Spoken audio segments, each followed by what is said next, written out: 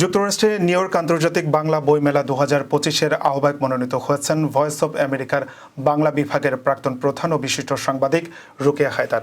গত 27 ডিসেম্বর মুক্তধারা ফাউন্ডেশনের কার্যকরী কমিটির ভার্চুয়াল সভায় এই সিদ্ধান্ত নেওয়া হয়।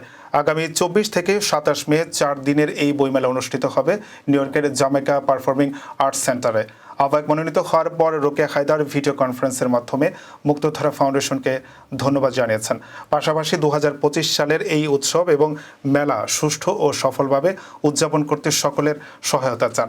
মুক্তধারা ফাউন্ডেশনের উপদেষ্টা রোকেয়া হায়দার 2015 সালে নিউ ইয়র্ক আন্তর্জাতিক বাংলা বইমেলার আহ্বায়ক হিসেবে দায়িত্ব পালন করেছিলেন।